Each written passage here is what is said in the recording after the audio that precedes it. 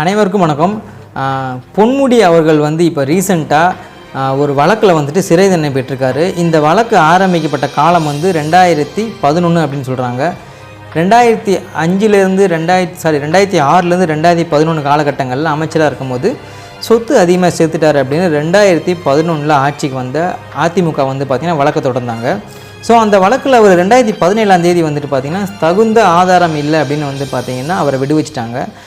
எடப்பாடி பழனிசாமி அவர்கள் வந்துட்டு அந்த கேஸை வந்து பார்த்திங்கன்னா ரீஓப்பன் பண்ணார். மேல்முறையீடு, அதாவது அவர் வந்ததுக்கப்புறம் லஞ்ச ஒழிப்புத்துறை மேல்முறையீடு பண்ணாங்க.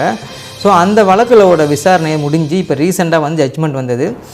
அதாவது அவங்க மேல்முறையீடு பண்ணாங்க இல்லையா, அவரை விடுதலை பண்ணது தப்புன்னு. ஸோ அந்த வழக்கு வந்து இப்போ பண்ணி அவர் குற்றவாளி தான் அப்படின்னு வந்து கன்ஃபார்ம் பண்ணிவிட்டு 3 நாள் கழித்து நமக்கு வந்து பார்த்திங்கன்னா தண்டனை விவரமும் வந்து கொடுத்துருந்தாங்க. என்ன அப்படின்னா 3 வருஷம் தண்டனையும் 50 லட்ச ரூபாய் அவருக்கும் அவர் மனைவிக்கும் தலா ஃபைன் போட்டு வந்து பார்த்திங்கன்னா கோர்ட்டு வந்துட்டு அதுக்கு தண்டனை கொடுத்துருந்தாங்க. 30 நாள் அவகாசமும் கொடுத்துருந்தாங்க. இந்த 30 நாட்களில் அவங்க என்ன பண்ணணும் அப்படின்னா உச்சநீதிமன்றத்தில் மேல்முறையீடு பண்ணி விடுதலை பெற்றுக்கணும். அப்படி பெறலை அப்படின்னா 31வது நாள் வந்துக்கிட்டு நீங்கள் கோர்ட்டில் ஆஜராயிடணும், சரணடைஞ்சிடணும் அப்படின்னு வந்து பார்த்திங்கன்னா அவர் சொல்லப்பட்டிருக்கு.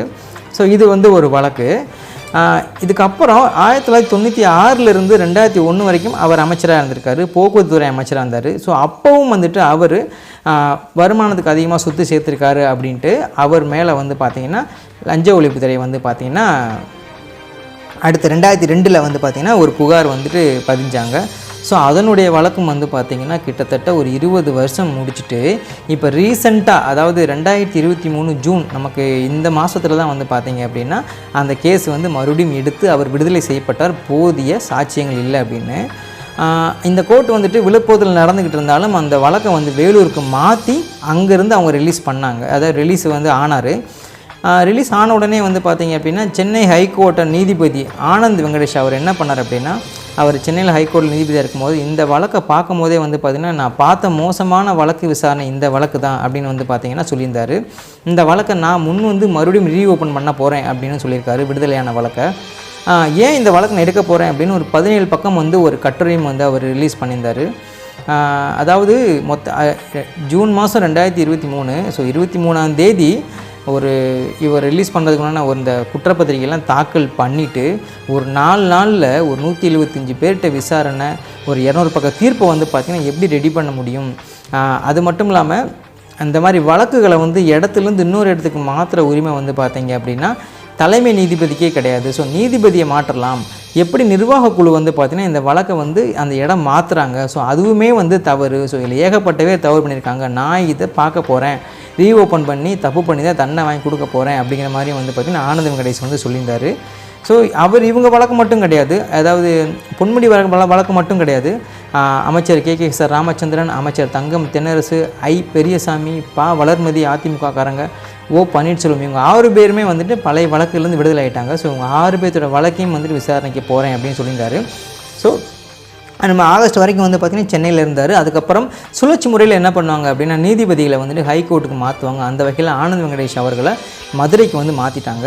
அதுக்கப்புறம் வந்துட்டு இந்த பழைய எம்எல்ஏக்கள், அப்புறம் எம்பிக்கள், அதுக்கப்புறம் விடுதலை செய்யப்பட்ட வழக்குகள் எல்லாமே, விடுதலை செய்யப்பட்ட அமைச்சர்கள் வழக்கு எல்லாமே ஜெயச்சந்திரன் பார்த்துட்டு வந்தார்.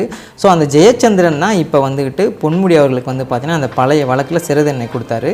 ஸோ இப்போ அவருடைய காலம், அதாவது மறுசுழற்சி பண்ணி என்ன ஆகுது அப்படின்னா வர்ற ஜனவரி 2ஆம் தேதியிலிருந்து ஜெயச்சந்திரன் அவர்கள் அங்கே இருக்க மாட்டார். மறுபடியும் ஆனந்த் வெங்கடேஷனை வந்து பார்த்திங்கன்னா ஹைகோர்ட்டில் அந்த பழைய எம்எல்ஏக்கள், எம்பிக்கள் அவங்களுடைய வழக்கு, அதுக்கப்புறம் வந்து இந்த விடுதலை செய்யப்பட்ட வழக்கை வந்து மறுபடியும் ஆனந்த் வெங்கடேஷனே வந்து விசாரணைக்கு போகிறாரு. ஸோ அவர் தானாக ஒரு வழக்கை வந்து எடுத்து நடத்தணும்னு நினச்சார் தெரியுமா. எப்படி அவங்க ரிலீஸ் பண்ணாங்க, கண்டிப்பாக நான் விசாரணை பண்ண போகிறேன், கடைசி அவர் கையிலே வந்துக்கிட்டு இவங்களுடைய வழக்கெல்லாம் வரப்போகுது. ஸோ கண்டிப்பாக இப்போ எப்படி மறுபடியும் வந்துக்கிட்டு பொன்முடி அவர்களுக்கு வந்து இந்த வழக்கில் மாட்டினாரோ மறுபடியும் இன்னொரு வழக்கும் அவருக்கு இருக்குது. ஸோ அதுலேயும் வந்துட்டு பார்த்திங்கன்னா அவர் மாட்டுவார் அப்படின்னு வந்து பார்த்திங்கன்னா ஏகப்பட்ட இடங்களில் சொல்கிறாங்க. அது மட்டும் இல்லாமல் முக்கியமான காரணமும் சொல்கிறாரு. அதாவது பொன்முடி அவர்கள் ஜூன் மாதம் ரிலீஸ் பண்ணப்பட்டார். ரிலீஸ் பண்ணப்பட்டு 2 மாத காலம் ஆகியும் வந்து பார்த்திங்கன்னா லஞ்ச ஒழிப்புத்துறையாக இருக்கட்டும் யாருமே வந்துட்டு மேல்முறையீடு போகவே இல்லை. அதுவே வந்து பார்த்திங்கன்னா எனக்கு வந்து டவுட்டாக இருக்குது. ஸோ யாரும் இப்படி பண்ணாமல் இருக்க மாட்டாங்க. ஸோ இதெல்லாம் அடிப்படையாக கொண்டு தான் நான் இந்த வழக்கை எடுத்து நடத்த போகிறேன் அப்படின்ற மாதிரி சொல்லியிருக்காரு. ஸோ இவர் ஆரம்பித்த வழக்கு கடைசி இவர் கையிலேயே வந்து விடியுது அப்படிங்கும்போது இவர் கையில் ஏகப்பட்ட டேட்டா இருக்கும். ஸோ கேள்விகளால் வந்து பார்த்திங்கன்னா லாயர்ஸை வந்து இவர் துளைத்தெடுக்க போகிறார் அப்படிங்கிறதுல மாற்று கருத்தே இருக்காது. ஸோ டிஎம்கேல 4 பேர், ஏடிஎம்கேல 2 பேர் அப்படின்னு வந்து பார்த்திங்க அப்படின்னா இப்போதைக்கு வெளியே டேட்டா தெரியுது. ஆனால் இன்னும் சில பேர் இருக்காங்கன்னு சொல்கிறாங்க. ஸோ தொடர்ந்து வந்துக்கிட்டு திமுகவோட உறுப்பினர்கள், அமைச்சர்கள் எல்லாமே வந்து பார்த்திங்கன்னா இந்த மாதிரி ஒரு லஞ்ச ஒழிப்புத்துறை, அமலாக்கத்துறையில் வழக்குகளை மாட்டிக்கிட்டே வராங்க.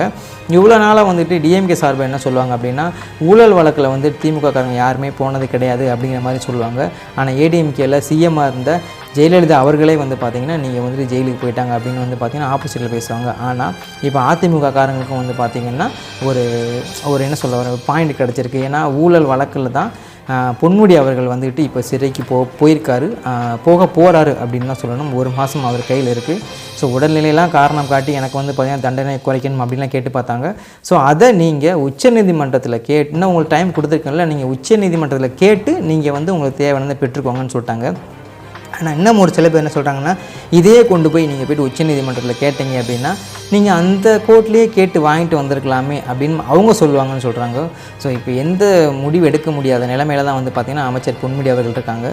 ஸோ எல்லாத்துக்குமே வந்து பார்த்திங்க அப்படின்னா ஒரு காலம் வரும். ஸோ அதுதான் இப்போ வந்து அவருக்கு அந்த காலம் வந்திருக்கு.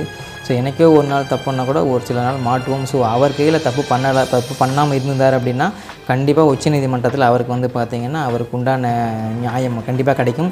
ஸோ மேல்முறையீடு பண்ண போகிறாங்க. ஸோ அதே மாதிரி தான் இங்கே நம்ம ஊரில் ஆனந்த் வெங்கடேஷம் அவர்களும் வந்து பார்த்திங்கன்னா தீவிரமாக இருக்கார். எப்படி நீங்கள் ரிலீஸ் ஆகலாம், ரிலீஸ் கோர்ட் பண்ணலாம் அப்படின்னு அந்த கோர்ட்டில் முக்கியமாக இதில் ஒரு விஷயம் சொல்கிறாங்க. அதாவது ஒரு 4 நாளில் வந்து பார்த்திங்கன்னா அந்த குற்றப்பத்திரிகை தாக்கல் பண்ணுறதா இருக்கட்டும், 175 பேர்கிட்ட விசாரணை பண்ணுறதா இருக்கட்டும், அதே மாதிரி ஒரு 200 பக்கம் கொண்ட ஒரு தீர்ப்பை வாசிக்கிறதா இருக்கட்டும், இதெல்லாம் சந்தேகத்தை எனக்கு ஏற்படுத்துச்சுன்றாரு. அதே மாதிரி தீர்ப்பு கொடுத்த ஒரு 2 நாளில் வந்து பார்த்திங்கன்னா அவங்க அந்த ஜட்ஜி வந்து ரிட்டையர் ஆகிட்டாங்க. அதுவும் வந்து எனக்கு ரொம்பவே, அதாவது இந்த டோட்டலாக இந்த கேஸில் நடந்த எல்லா விஷயமே வந்து பார்த்திங்கன்னா எனக்கு ரொம்பவே வந்துட்டு மன உளைச்சலையும் தூக்கமும் ஏற்படுத்தியிருக்கு. ஸோ கண்டிப்பாக தப்பு பண்ணவங்கள நான் வெளியே கொண்டு வருவேன் அப்படின்னு சொல்லியிருக்காரு. ஸோ இந்த மாதிரி நீங்கள் நீதிபதிகளை பார்க்குறது வந்து பார்த்திங்கன்னா மிகவும் கஷ்டம் இப்போ உள்ள காலகட்டத்தில். ஸோ அப்படி இருக்கும்போது தானாக முன் வந்து ஒரு வழக்கை சில பேர் வந்துட்டு ஒரு சில கேஸஸ்லாம் ஒரு சில ஊரில் வந்துட்டு மக்கள் ஒரு சில பேர் தானாக போய் கோர்ட்டில் கேஸ் போட்டால் கூட அது சரியான சாட்சியங்கள் அவங்க சில நியாயம் இருந்தால் கூட சாட்சியங்கள் இல்லை அப்படின்னு அந்த எவ்வளவோ கேஸ் வந்து டிஸ்மிஸல் ஆகிட்டுருக்கு. ஆனால் இவர் இதில் தப்பு நடந்திருக்கும் அப்படின்னு தெரிஞ்சதுனால தான் தானாக முன் வந்து ஒரு 17 பக்க அந்த அஜெண்டாவே ரெடி பண்ணி இதனால தான் அந்த கேஸை நடத்துகிறேன்னு பாயிண்ட்டை புட்டு வச்சு கடைசி என்ன சொல்கிறாரு அப்படின்னா இந்த வழக்குகளை ஊர் விட்டு ஊர் மாற்றுறதே வந்து பார்த்திங்க அப்படின்னா அதிகாரம் கிடையாது தலைமை நீதிபதிக்கு. அப்படி இருக்கும்போது நிர்வாகக்குழு எப்படி வந்துட்டு இதை மாற்றுச்சு, அதாவது நீதிபதிகளை மாற்ற உரிமை மட்டுமே தலைமை நீதிபதி இருக்கே தவிர வழக்குகளை மாற்ற உரிமை கிடையாது. அப்படி இருக்கும்போது நிர்வாகக்குழு எப்படி பண்ணிச்சு அப்படின்னு ஒரு நீதிமன்றம் மேலே வந்து பார்த்திங்க அப்படின்னா ஒரு சரமாரியான கேள்வி வச்சுக்கிட்டு ஸோ வர்ற டிசம்பர் 2ஆம் தேதியிலேருந்து இந்த வழக்கை அவர் விசாரிக்க போகிறாரு. ஸோ வெயிட் பண்ணி தான் பார்க்கணும் 6 பேர்த்தோட நிலைமை என்ன ஆக போகுது அப்படின்னு. நன்றி, வணக்கம்.